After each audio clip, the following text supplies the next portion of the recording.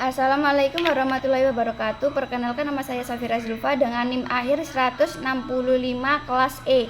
Jelaskan makna Pancasila sebagai pandangan hidup bangsa Indonesia dan beri contoh implementasinya. Makna Pancasila sebagai pandangan hidup bangsa Indonesia. Pancasila sebagai pandangan hidup bangsa artinya nilai-nilai ketuhanan, kemanusiaan, persatuan, kerakyatan, dan keadilan.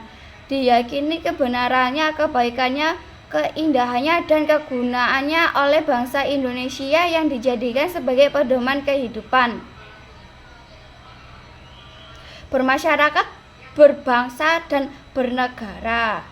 Serta nilai-nilai Pancasila melekat dalam kehidupan masyarakat dan dijadikan norma dalam bersikap dan bertindak. Contohnya sila pertama yaitu memberi kebebasan bagi setiap orang termasuk diri sendiri dalam melaksanakan ibadah sesuai dengan dianut masing-masing. Sila kedua, mengakui persamaan derajat, persamaan hak, dan persamaan kewajiban antara sesama manusia. Sila ketiga, menjaga ketertiban dan keamanan di tengah masyarakat dengan persatuan yang dibina bersama.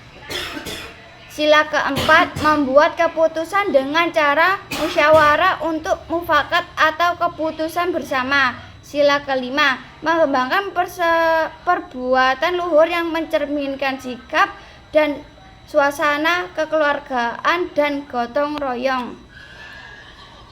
Nomor 2, sejarah mencatat bahwa Belanda mengakui Indonesia kurang lebih 3,5 abad. Sebenarnya udah banyak perjuangan yang dilakukan bangsa Indonesia untuk mengusir penjajah dari bumi Nusantara, namun perjuangan tersebut tidak berhasil. Coba jelaskan apa yang menyebabkan perjuangan bangsa Indonesia tersebut tidak berhasil. Penyebab gagalnya bangsa Indonesia mengusir penjajah. Yang pertama adalah perlawanan yang masih bersifat kedaerahan. Salah satu alasan mengapa perlawanan seringkali mengalami kegagalan adalah karena bentuk perlawanan yang masih bersifat kedaerahan. Banyak gerakan perlawanan yang hanya terjadi di wilayah tertentu saja dan tidak mampu melibatkan seluruh masyarakat Indonesia secara serentak. Kedua, perlawanan tidak dilakukan secara bersama-sama dan serentak. Bentuk perlawanan yang dilakukan oleh masyarakat Indonesia juga tidak dilakukan secara bersama-sama dan serentak. Gerakan perlawanan seringkali hanya terjadi di beberapa wilayah tertentu saja, sehingga Belanda masih mampu menguasai wilayah lain yang tidak dilibatkan dalam gerakan perlawanan tersebut. Ketiga, perlawanan berbentuk pada instruksi dan arahan pemimpin. Salah satu kelemahan perlawanan Indonesia pada masa penjajahan Belanda adalah termasuk bergantung pada instruksi dan arahan pemimpin. Ketika pemimpin tertangkap atau tewas, perlawanan seringkali tidak berlanjut karena tidak dapat pengganti yang mampu memimpin gerakan tersebut. Keempat, kualitas senjata yang tidak sebanding. Masyarakat Indonesia pada masa itu juga menghadapi kendala dalam hal kualitas senjata yang dimiliki. Senjata yang dimiliki masyarakat Indonesia tidak sebanding dengan senjata milik Belanda. Hal ini membuat perlawanan masyarakat Indonesia sulit untuk menenangkan pertempuran secara signifikan. Kelima, terjebak dalam politik adu domba. Selain itu, masyarakat Indonesia juga seringkali terjebak dalam politik adu domba yang dilakukan oleh Belanda.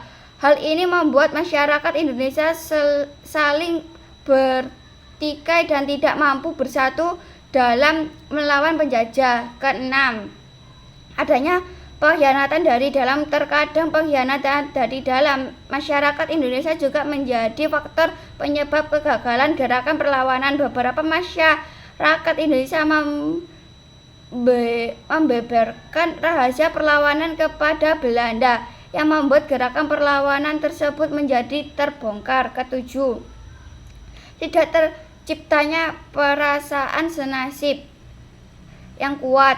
belum menciptanya perasaan senasib yang kuat di antara masyarakat Indonesia juga menjadi kendala dalam gerakan perlawanan. Masyarakat Indonesia pada masa itu masih terpecah belah dan belum memiliki kesadaran akan pentingnya bersatu dalam memperjuangkan kemerdekaan. Kedelapan, bentuk perlawanan masih belum terorganisasi secara modern. Terdapat kendala dalam hal organisasi. Gerakan perlawanan yang masih belum terorganisasi secara modern. Masyarakat Indonesia pada masa itu belum memiliki sistem organisasi yang efektif dan taktik perang yang teratur sehingga sulit untuk melakukan perlawanan yang efektif dan terkoordinasi. Kesembilan,